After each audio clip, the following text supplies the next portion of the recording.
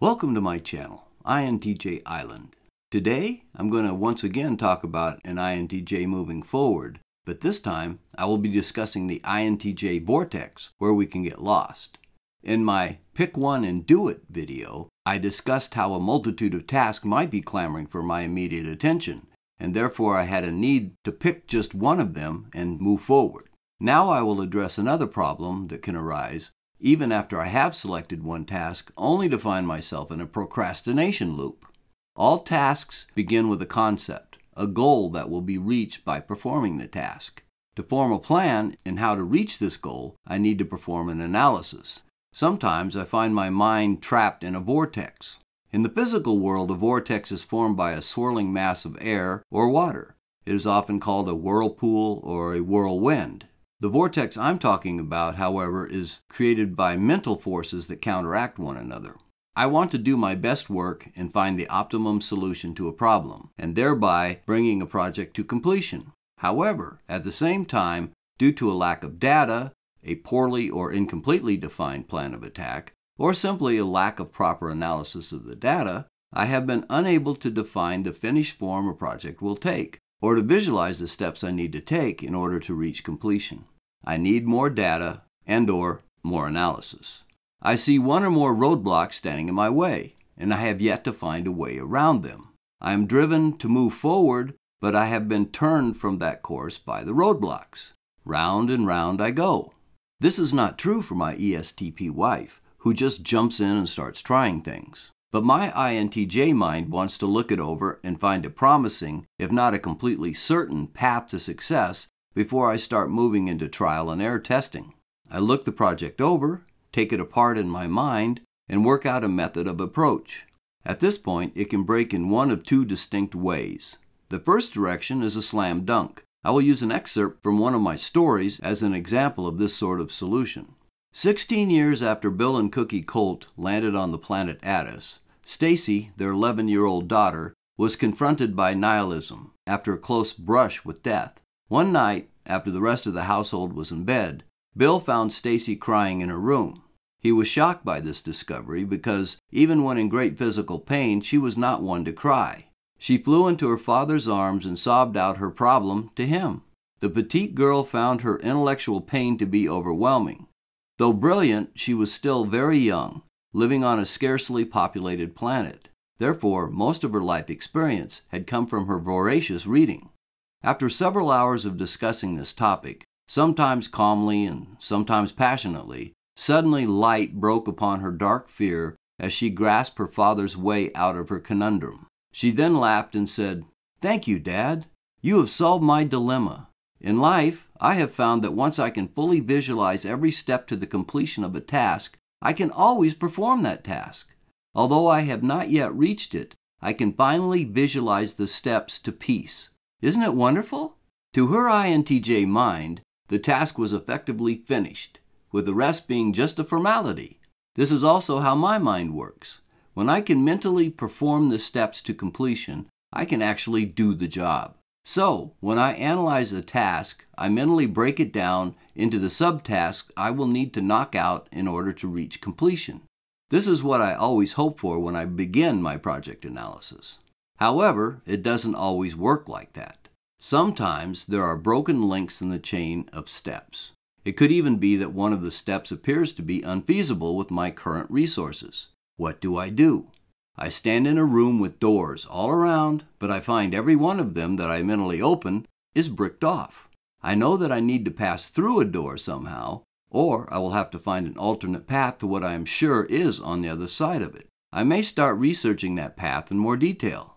Maybe I don't yet know enough about it. Or if I don't find the best path, I often will turn it over to my introverted intuition for a time because it is amazingly effective in breaking through doors like that. But when time is pressing, how long can I delay? Maybe another door will work. What do? When I know a task or project is in this state, and I have to face it, I may get a serious knot in my stomach. My mind wants to turn my back on this thing because it is painful to fail, but I have to get to it. Here there is a danger for me. Can I procrastinate until tomorrow, or better yet, next week? This cuts against my grain because I want to bring this thing to a close, and yet I can't bring it to a close with what I know right now. Another part of this spinning in circles is that I can fall into a trap of beginning to research this one problem area with my project and find an endless supply of related and even unrelated topics to dig into that draw me like a magnet. And it is a method of putting off the inevitable. Suddenly, I realize I am spinning my wheels. The path I am walking runs through the woods, and the walk is fun and it's beautiful, but the answer to my problem is not located in the woods, but can only be found somewhere downtown. It is an intellectual method of escaping from my dilemma. At times, I may not even realize I am doing it for a while. I want to be self-contained. I want to do the job myself. And I press forward assuming that I will find the answer. Perhaps my introverted intuition will work its magic for me, but just in case it doesn't, I need to dig into this with my extroverted thinking and primarily use my intuition to help with finding alternative possibilities. Okay, I find that straight on doesn't seem to work, so I need to try another approach. Maybe this problem is weak on one of the other sides, and a frontal assault may be the worst approach. What other things are present in this context that could be used to coax this problem to submit? It may be that someone else has solved this problem already, and a quick check might find what I need ready-made. In this information age, that idea is not at all far-fetched. But it is easy to remain trapped indefinitely in the vortex of assuming you can see all of the alternatives, but obviously none of them work, leaving you to stand still and make no progress. In troubleshooting electronics problems, I found that the best approach was to assume that I could solve the problem right at the start. It is solvable and I can do it. When you believe that you can do something, not just hope or think maybe you can, but you know that you can do it, suddenly you are a monster who can overcome anything. A problem is solvable. You know this because you are the master of this problem, and you will defeat it and return the universe to a happy state, at least this little part of it. Why does this work? Because belief in your ability to do something allows you to activate more and more resources from your mental toolbox. All I have to do to succeed is to pull out another tool, another approach, and to look for something I have missed so far. It is there, and I will find it, because I know I will. There is no room for failure in my mind, and so I am fully 100% committed to using all my abilities, my ideas, my skill set, and my analytical mind. Everything is in the pot, and I am holding nothing back. On the other hand, nothing muddies up the process and feeds into a vortex trap like doubt does. If you second-guess yourself and entertain worry that you don't have the requisite ability, you will find tasks that should be well within your ability to accomplish becoming overwhelming. And one of the aspects of the INTJ personality type is that we don't like to fail. We don't enjoy falling on our faces. We want to perform with excellence. In school, when I finally committed to this in that arena, I was angry when I missed a test question, even if I got the top grade in the class. I was not competing with the other students. I was competing with perfection. And when I missed a question on the test, my reaction was to dig into it and find out why. And if I were asked that question again, I would have the correct answer in hand. I lived by the idea that Yoda expressed to Luke Skywalker: do or do not. There is no try. The downside of that approach is exposed when we face a task that presents unclear challenges. We want to move ahead surely and confidently to success. We want to simply do, and we don't want to waste time trying. But alas, we are human and subject to human failure, and we know this. However, at times we try to cover that knowledge up, even to ourselves. But when we fall into this vortex of not knowing which door to choose or what path to take, at some point we have to face the fact that we might fail, and so we have to give it a go. It becomes time to get a sledgehammer and knock out the brick behind the door and find out what is on the other side. The old adage, there is more than one way to skin a cat, should be especially kept in mind when we land in one of these vortexes of confusion with no clear path to take. Okay, we don't have the answer right now, but there has to be one. Let's look for it.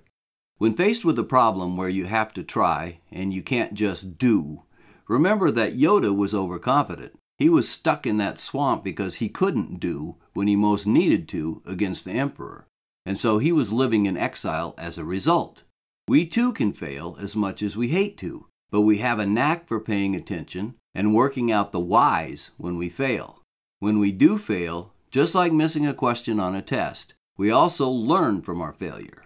We now know something about what doesn't work, and we may get a glimpse of just what might work for our next attempt.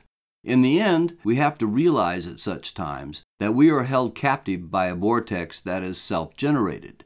Only we can destroy this cage that holds us prisoner.